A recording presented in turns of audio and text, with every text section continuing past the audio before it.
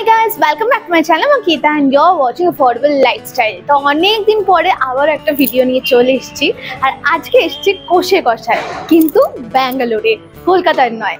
কোষে কষা কলকাতা তো অনেকবার খেয়েছি, তোমরাও নিশ্চয়ই খেয়েছো, কিন্তু ব্যাঙ্গালোরটা কেমন হয় সেটা দেখবার খুব ইচ্ছা ছিল।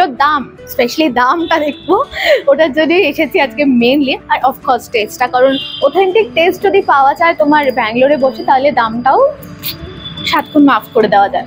তো যাই হোক, এইটার লোকেশনটা হচ্ছে ইন্দিরানগর মেট্রো স্টেশন থেকে ঠিক 1 মিনিট ওয়াকিং ডিস্টেন্স। তো চলো ভেতরটা যাওয়া যাক, দেখা যাক কিরকম কি এক্সপিরিয়েন্স হয়। বাঙালির অতি প্রিয় কোষে কষা এখন পশ্চিমবঙ্গের সীমানা ছাড়িয়ে শুধু ব্যাঙ্গালোরেও এসে হাজির হয়েছে। আর আমার মতন ঘর ছাড়া বাঙালি ঠিক তাকে ফলো করতে করতে চলে এসেছে কলকাতার স্বাদ ব্যাঙ্গালোরে বসে পাওয়ার আশায়। প্রথমেই আমরা অর্ডার দিয়েছিলাম শিলে বাটা চিংড়ি মুরগির কাবাব, যেটার দাম ছিল 395 টাকা। এতে ছিল 6 পিস মিডিয়াম সাইজের কাবাব আর সাথে স্যালাড ও গ্রিন চাটনি। কাবাবটা বেশ সুন্দর তন্দুর হয়েছিল আর ভেতরে স্টাফিংটাও ছিল ভরপুর। গ্রিন চাটনির সঙ্গে খেতে বেশ ভালোই লাগছিল, তবে চিংড়ির তেমন একটা স্বাদ পাইনি। ওভারঅল চিকেন কাবাব হিসেবে ব্যাপারটাকে দেখলে খেতে বেশ ভালোই লাগবে। কাবাবের প্রতি আমার একটা আলাদা দুর্বলতা রয়েছে, তাই চিংড়ির স্বাদ তেমন টের না পেলেও ডিশটা কিন্তু আমার খুব ভালোই লেগেছে। একরকম ঝাল টক নোনতা আর একটা ম্যারিনেশন, মানে এক কথায় যাকে বলে আচারি টেস্টও পাওয়া যাচ্ছিল। এরপর আমরা নিয়েছিলাম সাদা ভাত, যেটির দাম ছিল ₹125, আর তার সাথে নিয়েছিলাম ধনেপাতা কাতলা, যেটার দাম ছিল 395 টাকা। ভাতের কোয়ান্টিটি কিন্তু দুজনের হিসাবে বেশ অনেকটাই ছিল, আর মাছের সাইজটা হিউজ ছিল। যদিও মাছের বেশিরভাগটাই তেল ছিল, তবে মাছটা কিন্তু বেশ ফ্রেশ ছিল। মাছের গায়ে প্রচুর পরিমাণে মশলা ছিল, মানে গ্রেভির মশলাটা।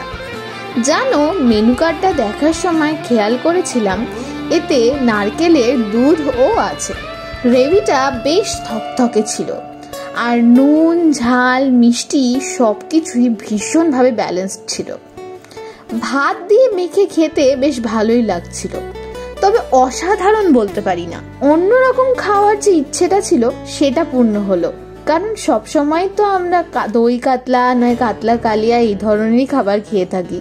তাই ভেবেছিলাম আজকে যদি একটু অন্য কিছু ট্রাই করা যায়, তাই সেই ইচ্ছাটা পূর্ণ হলো। আর হ্যাঁ, ধনেপাতার চাটনি যেমন হয় তেমন কিন্তু ছিল না, তার তুলনায় স্বাদটা অনেকটা বেশি ক্রিমি ধরনের ছিল। এরপর নিলাম চিকেন বিরিয়ানি, যেটার দাম ছিল 395 টাকা, আর সাথে ছিল রায়তা ও স্যালাড।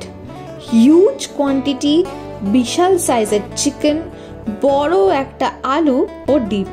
সত্যি বলতে সেই দিনকার খাওয়ার মধ্যে সব থেকে বেস্ট আইটেম লেগেছিল আমার এই বিরিয়ানিটা। বিরিয়ানির প্রতিটা চালে চালে মশলা ছিল এবং পুরো ব্যাপারটাই ছিল মাখো মাখো। ডিমটাও হালকা তেলে সতে করা ছিল, আলুটাও খুব সুন্দর সেদ্ধ হয়েছিল। এদের বিরিয়ানির মশলাটার মধ্যে একটা সাটল স্বাদ ছিল, কোথাও কোনো তীক্ষ্ণ আতরের গন্ধ ছিল না। বিরিয়ানির টানে আমি তো আবারও আসছি এখানে। তো এই মাত্র কোষে কষা থেকে খেয়ে বেরালাম। তো প্রথমে আমি বলি, কলকাতার সাথে কম্পেয়ার করতে যেও না, তাহলে হার্ট অ্যাটাক আসবে, কারণ প্রত্যেকটা জিনিসের দামই খুব বেশি। ইনফ্যাক্ট বাকি এখনো অবধি আমি ব্যাঙ্গালোরে যেই ছোটোখাটো রেস্টুরেন্টসগুলো এক্সপ্লোর করছি তার থেকে অনেক বেশি। বাট একটা জিনিস মনে রাখতে হবে, কোষে কষা একটা ব্র্যান্ড, তো ব্র্যান্ডের অবভিয়াসলি একটা দাম এসেই যায়। আর ব্যাঙ্গালোর মতো জায়গাটা আমি ইউটিউব করার আগে হলে আমি খুব বেশি জাজ করতাম, বাট এখন যেটা বুঝি যে ব্যাঙ্গালোর মতন জায়গায়, মানে একটা বিজনেসের পার্সপেক্টিভ দিয়ে বলছি তোমাকে, একটা জায়গায় রেন্ট নেওয়া, ব্যাঙ্গালোরের রেন্ট অবভিয়াসলি 2x 3x বেশি কলকাতার থেকে। তারপরে স্টাফদের দেওয়া, জিনিসপত্রের দাম সবকিছুই বেশি।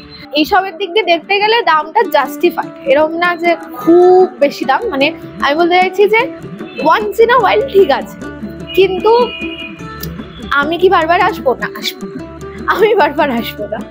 কারণ আমি আরো অনেক জায়গায় খোঁজ পেয়ে গেছি যেখানে আমি অনেকটা সিমিলার খাবার পেয়ে যাবো এই সব দামে। তো সেগুলো তোমাদের সাথেও শেয়ার করেছি অলরেডি, আরও করতে থাকবো। কিন্তু হ্যাঁ, একটা কথা বলি যে কিছু কিছু ইউনিক ডিশ, যেমন শিলে বাটা প্রন, শিলে বাটা চিংড়ি, ওই চিকেনের কাবাব, এটা খুব একটা দেখিনি অন্য কোথাও। তো সেগুলো একটু ইউনিক, বাট ওটার ভেতরে জানো তো আমি না চিংড়ির ফ্লেভারটা অতটা পাইনি, আমার জাস্ট চিকেন কাবাবই মনে হয়েছে নর্মাল।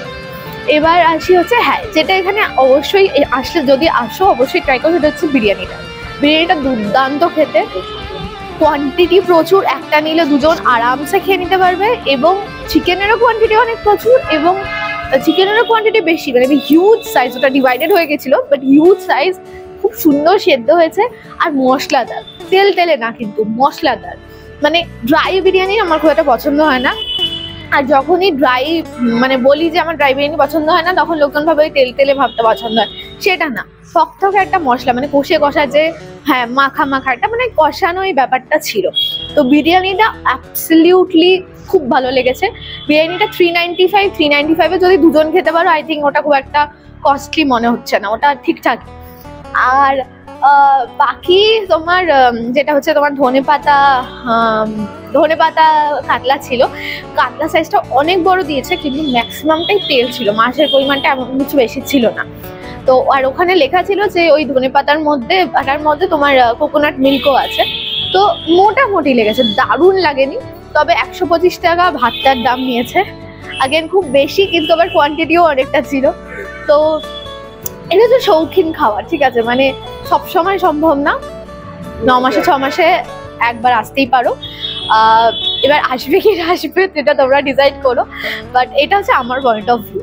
তো আশা করি আজকে ভিডিওটা ভালো লেগেছে। যদি ভিডিওটা ভালো লেগে থাকে তাহলে অনেক অনেক লাইক করো, শেয়ার করো, চ্যানেলটিকে সাবস্ক্রাইব করতে একদম ভুলো না, পাশে বেল আইকনটিকেও প্রেস করতে ভুলো না। আর খুব শিগগিরই তোমাদের জন্য নতুন একটা নিউজ আসছে, অ্যাফোর্ডেবল লাইফস্টাইল ছাড়াও আমি একটা নতুন ভেঞ্চারে পা দিতে চলেছি, সেটাতেও তোমাদের সাপোর্ট খুব দরকার। তো আজকের মতন টাটা, ভালো থেকো।